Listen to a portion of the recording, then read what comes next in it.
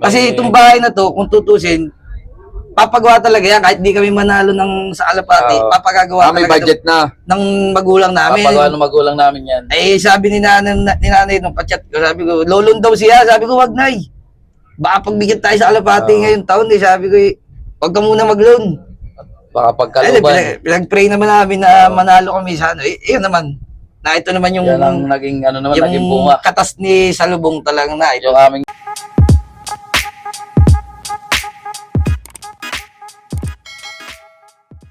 Magandang umaga po. Mga kalapatids. Kami po ang Father and Son Loop. Loop ng Tayabas, Quezon. Yun, siyempre, bago ulit ang lahat. And sir, maraming salamat sa pagpapaunlak na makapag-look visit sa inyo. Tapos siyempre, shoutout sa Kalapatid Speeds at kay Boss Ronald Gonzales. Sir, pwedeng malaman ano po pala naging achievements yun itong katatapos lang na South Race? Nitong katatapos na South Race, kami yung nag-first overall sa all lahat ng category kami first overall sa ARPQ. Side bet, motor sa 7 lap, 6 lap, 5 lap. Sa KO Lokban, kami din yung first overall dun sa KO Lokban sa Tayabas. Nung last lap ay talagang hindi kapani-paniwala dahil 7:40 na, tapos na lahat mag-inom, tayuan na nga, uwian na.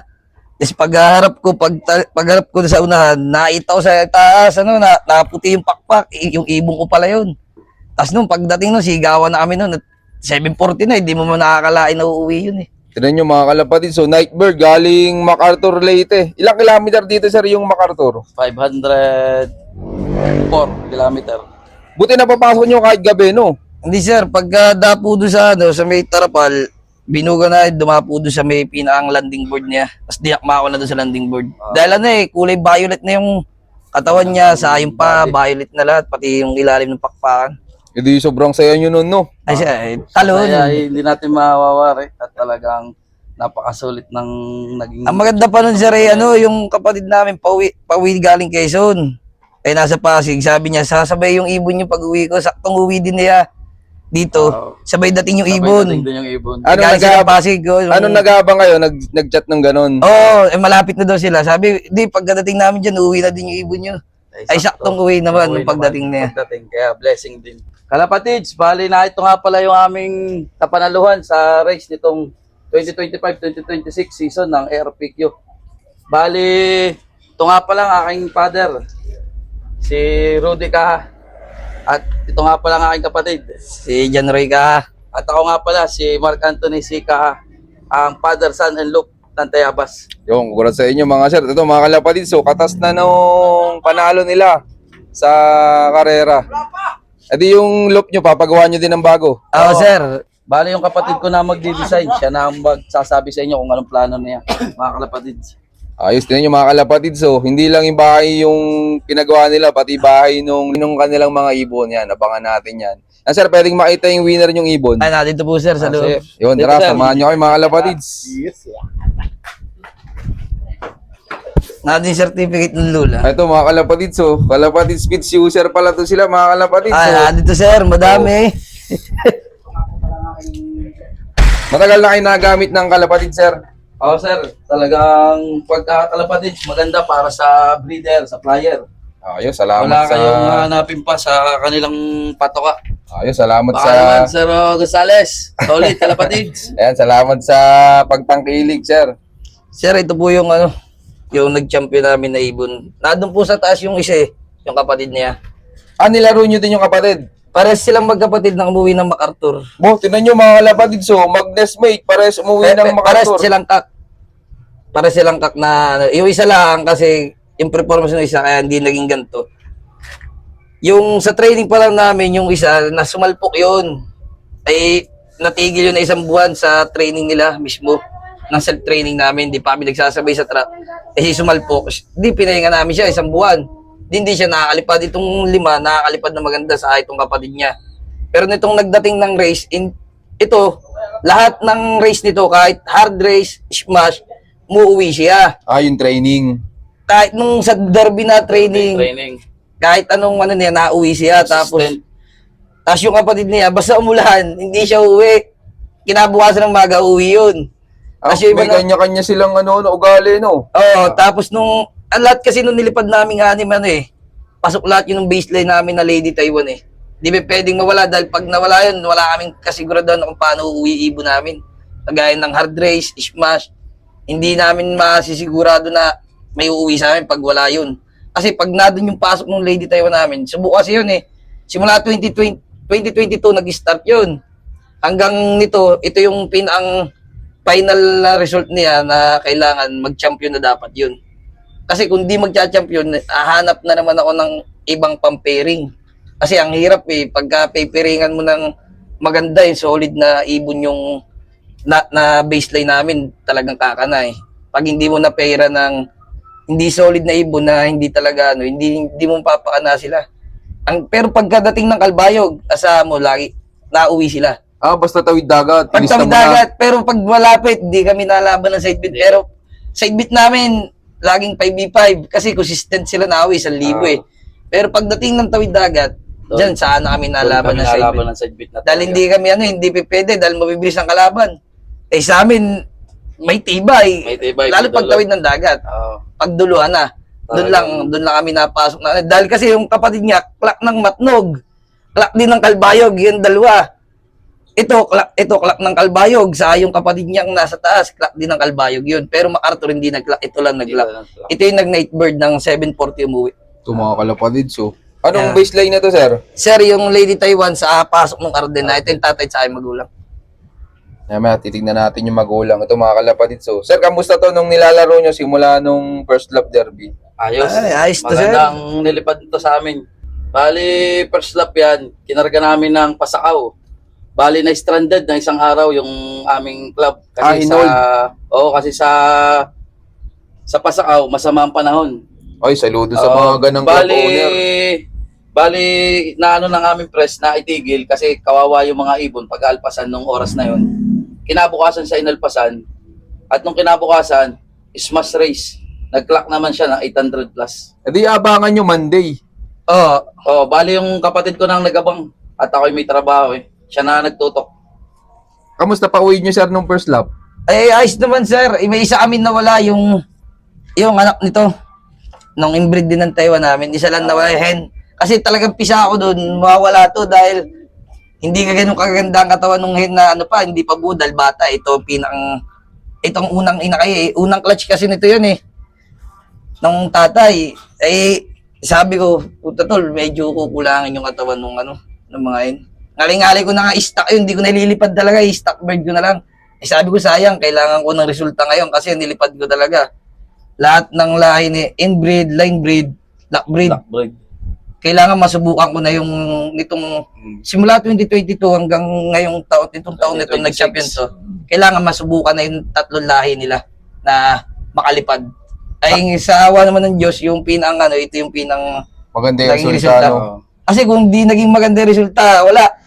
Panibagong panibagong aral na naman na gagawin mo pag bagong. Yung nanay nito, pinagamit ko sa sa newbie. Ay sabi ko, di kasi lilipad. Gawa ng may problema to noon. Sabi ko, tol, lipad tayo. Sayang yung ibong kong pinag-aksihan ko na ng panahon yan tapos hindi tayo makalipad. Sabi ko, di ka ba talaga lilipad? Sabi ko, hindi daw. Sabi ko, sige, papahiram ko muna ito. Pinahiram ko lahat yung hen ko. Sa tropa ko, dito yung si Napangudlop. Sabi ko, sige, gamitin nyo. Ako magpe-pairing ng mga kak, ha? Sabi ko, ako magpe-pairing. Pag hindi ito ipapares dito sa isa, huwag nyo nang gamitin yan, sabi ko. Kursunado ko yung kak nila noon. Sabi, pinagpares ko. Sabi ko, unang anak nila, kinarga namin na mga anak nung Abuyog Leyte. Tapos ito, tatlo, kinarga nila ng Kalbayog. Ang nag-clock talaga, yung pasok talaga ng Lady Taiwan. Yung sabi ko noon, pagka-clock noon, nung taon na yon, sabi ko, tol, tayo nang gagamit kasi nag-clock na yung inbreed eh. Sabi ko, na ito na yun. Sabi ko, nasa atin na yung kak na magaling eh. Kasi tatay kasi nito, sa tatlong hen na ginamit ko, karga ko lahat ng Tacloban. Hindi lang nakawi dahil smash. No, sa UPHA. Ay, yung zero clacking. Zero clacking kami doon. Ay tatlo, may contender ako noon. Pang top 6 ng off color. Sabi ko, sayang. Kasi yung kapatid nga nito, mismo, nestmate niya. Nestmate din. Yun, nawala doon. Sabi ko, sayang naman. Wala tayong magagawa. Yun ang binitaw na lang ng bagyo eh. walang pasitabi eh. Kaya sabi ko, wala. Hindi natin Bawi na lang next game. Oo. Tapos nung second lap, saan yung karera nyo nan? Ng... Ayan. Bali, Pio Duran. Piodoran. Second lap derby namin. Kamusta naman yung pauwi nyo nun, sir? Yun, sa Pio Duran, smash uli. Puro Uli siya. response to. Pero kagandahan naman, sa smash na Pio Duran, pumalo ang speed naman niya na nasa 1,000 plus. Di tumaas yung ranking, no? Tomas, habang nalayo na ang aming training, derby, lalong gumaganda ang speed naman niya. Yung third derby namin, Matnog, Doon na rin nahirapan. doon naman siya nahirapan. Dahil hard Hard race. race naman. Gapang na to sa trapdoor. Tukod ng 2 pakpak. Oo. Bali, yung ibon yung yan, hirap siya pag hard race. Hindi, nabigla kasi. nabigla. Dalawang sunod na smash. Tapos nung third lap, biglang santing ang init. Oo. Ay sanay sila sa nasali na sila sa umaulan. Tapos yung pagdating ng Matnog, talagang hard race. Hard race. At talagang yung ibon, yung sa 5 namin kinarga, 2 lang umuwi. Dalawa lang yung umuwi. Yung doon. magkapatid mismo. Magkapatid mismo. Oh, Wala, galing, pareho no? yun. Oo. Kabig sila ng mga side beat, 2v2. 2v2. Sa ito, kabig din to naman Sabi eh. yan, sa Sa Tayabas, sa tapos Tayabas, sa, sa main, main. Nung pagkatapos ng Matnog, di preparation na ng fourth lap, kalbayog na. Hindi na yung talagang kailangan, resulta na ng ibon. Sabi ko, sige, galingan na lang, maganda din. Sa yung ibon talaga, hinado na din yung blood eh. Yun, di namin nakakalain, di na una itong umuwi. Yung kapatid, buzzer beater yun. Biglang uwi yun. Sabi ko, nadyan yung kapatid, nadyan na eh. Kasali sa 2v2 side beat. Kaya sabi ko, yari tol, yari, kabig tayo nito sa side beat main, 2v2. Kasi ito, kumabig din to ng sa 1v1. Sa 1v1, kabig din kami. Sa side beat na 10k sa Lukban, kalaban namin, kabig din to. Kabig din kami doon.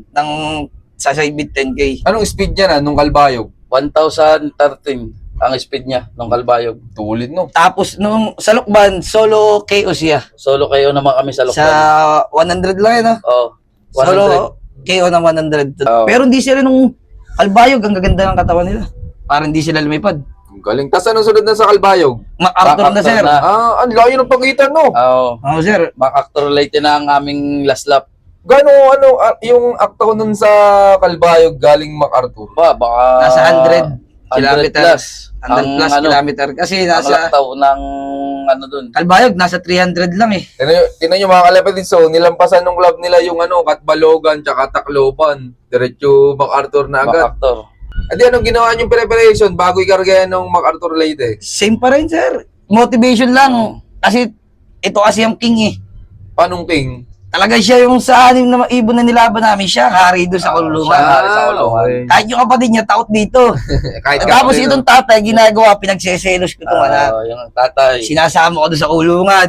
Ay di, pamakikita yung tatay, bababain itong dalawa. Magkatulong yung dalawa, buburukutuan nila yung tatay nila, tapos gagawin ko yung tatay, alpasan ko. Papaaway ko to. Pero pag nag-aaway na, awatin ko naman yung tatay, ipapasok ulit doon sa kulungan para hindi malaman na ito natalo siya sa kababagan. Kumbaga, ako pa rin yung panalo doon, ako pa rin yung hari doon sa kulungan na yun. Ilang araw mo ginaganon?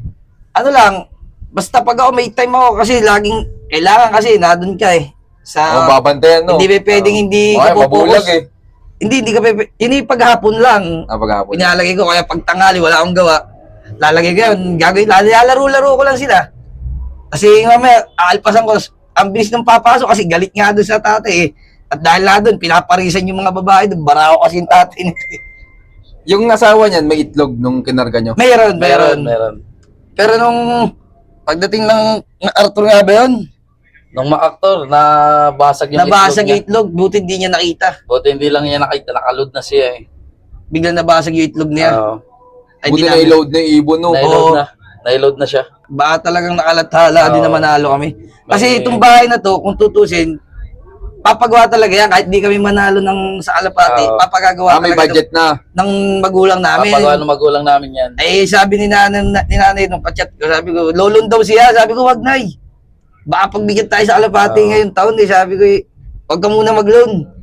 Baka Ay, pagkaluban. pinag-pray naman namin na manalo kami sa ano. Eh, yun naman.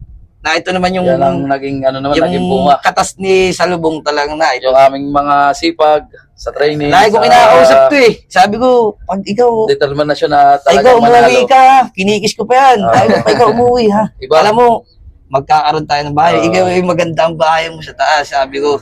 Tapos ngayon tayo makukumpleto dito sa bahay. Kami pamilya, kumbaga sama-sama na kami. Sama-sama. Kaya sabi ko, pag umuwi, ang ganda ng ano ha. Umuwi ka lang. Kasi yung lula niya, ganun din ginagawa ko eh. Nung MacArthur. Nakakausap mo. Oo. Nausap ko lagi ang ibon Lagi. ko. Kaya Hindi kami pwedeng talaga, hindi. kailangan ng banding ng ibon.